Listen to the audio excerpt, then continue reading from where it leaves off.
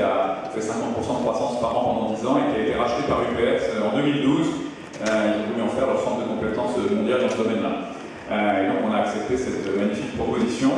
Et j'ai cessé mon activité pour UPS après 1 an et demi de transition en septembre. Et là j'ai décidé de lancer donc tout à fait autre chose. Devant 2 constats. Le premier constat, c'est que notre pays a un potentiel considérable.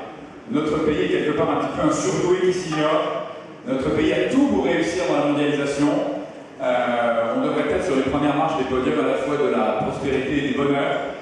On a en France tous les talents pour y arriver. On a des Français qui sont des gros bosseurs, qui sont capables de s'impliquer énormément. Moi, j'ai jamais eu à envoyer chez eux des Américains ou des Allemands. Par contre, je le fais souvent avec des Français qui travaillent tard le soir et qui méritent d'avoir une famille aussi.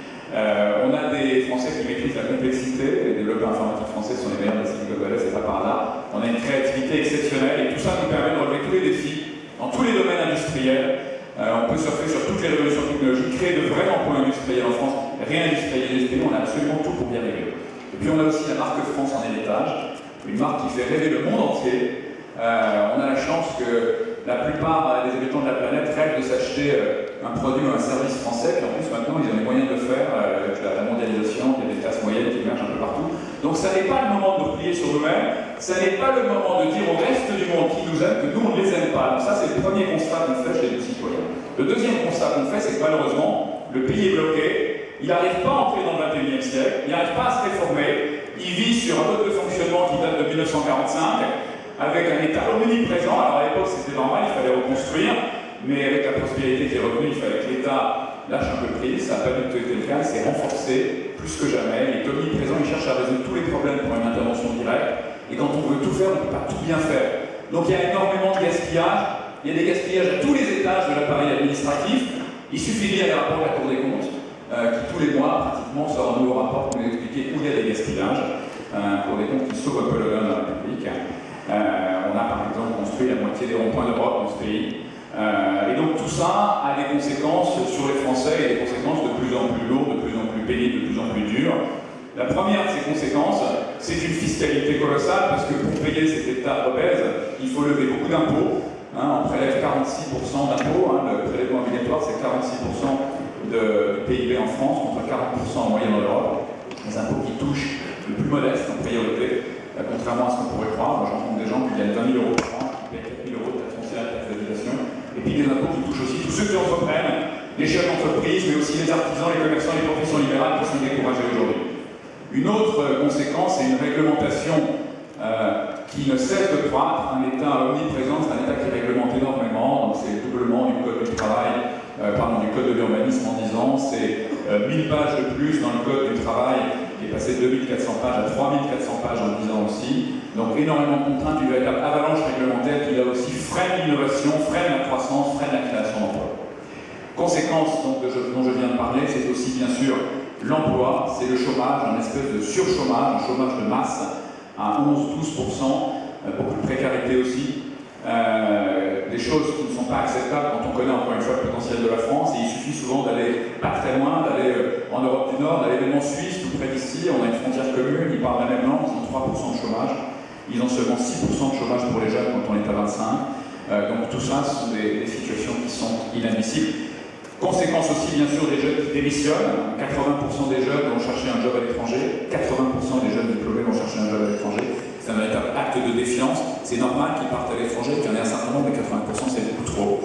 Et donc, tout cela fait qu'aujourd'hui, le pays est bloqué, ne se réforme pas, avec encore une fois des conséquences très difficiles. Donc on a essayé, avec mes amis et mes proches, de créer ce mouvement, nous citoyens, pour proposer autre chose. Donc, qu'est-ce qu'on va faire? On va concevoir un projet citoyen autour de 9 thèmes qui touchent directement les Français. Des thèmes comme, bien sûr, l'emploi, l'efficacité de la dépense publique, l'éducation qui se dégrade régulièrement, l'environnement, l'Europe, la précarité, la lutte contre la précarité, c'est des thèmes importants pour nous, auxquels, en tout cas, moi, je tiens beaucoup aussi. Un pays bloqué, c'est un pays qui génère énormément de précarité. On peut faire des choses beaucoup plus innovantes dans ce domaine-là aussi. En essayant de viser une réinsertion rapide dans la société plutôt qu'une assistance coûteuse pour la collectivité et souvent très humiliante aussi pour les bénéficiaires. Donc on va également s'exprimer sur ce sujet-là. Donc on va faire des propositions dans les semaines et les mois qui viennent. Les premières propositions, elles sortent lundi prochain, ce lundi, sur la vie politique, le fonctionnement de la vie politique. Et pourquoi en premier sur le fonctionnement de la vie politique? Parce que notre conviction, c'est que le pays est bloqué, parce que notre classe politique est dominée par deux profils. Un premier profil qui sont des politiques de carrière, des gens qui ne raisonnent qu'en termes de réélection, de carrière, et non pas en termes de mission, et donc l'intérêt général disparaît. On ne devrait pas avoir des politiques de carrière. Les gens doivent faire un passage en politique et retourner dans la vie civile ensuite, dans la société civile. Et puis un autre profil aussi qui domine, des fonctionnaires, alors de qualité souvent, on a la chance d'avoir des fonctionnaires de qualité en France, c'est même un des atouts du pays je pense, mais on en agit beaucoup trop en politique. Les fonctionnaires, ils connaissent que le fonctionnement de l'État, très centralisateur, un peu archaïque dans son fonctionnement, ils ne connaissent pas l'entreprise, ils ne connaissent pas le monde, donc ils sont incapables d'imaginer autre chose. Donc il ne faut pas trop de fonctionnaires non plus dans la vie politique, comme on en a pratiquement la moitié, alors qu'ils représentent 20% de l'emploi.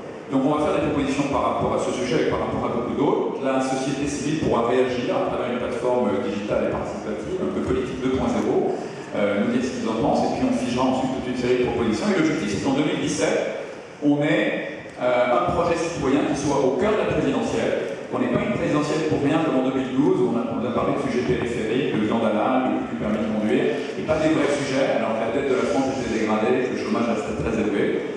Et en 2017, eh bien, on soutiendra des candidats qui reprendront nos idées et qui accepteront, les partis qui accepteront de renouveler également les dirigeants des partis politiques. Alors la probabilité est assez faible qu'ils se renouvellent, et donc on aura très probablement, pour être très clair, nous aussi, un candidat en 2017. Voilà. D'ici là, on soutiendra des listes municipales, on sera probablement présent aussi aux européennes, et on va essayer donc de réformer notre pays. Moi, je fais ça à titre personnel, sans ambition personnelle. Moi, je suis un Européen, un républicain, un humaniste. Je fais ça parce que j'ai 4 enfants et que j'ai envie de pouvoir regarder mes enfants dans quelques années en leur disant voilà, j'essaie de ne pas vous laisser un chambouil économique, une montagne de dettes, pour toute perspective, un chômage de masse et un pays dirigé par de dangereux populistes. Voilà, merci. J'ai un tout petit peu d'avance sur l'horaire, mais j'ai tout dit ou presque. Merci.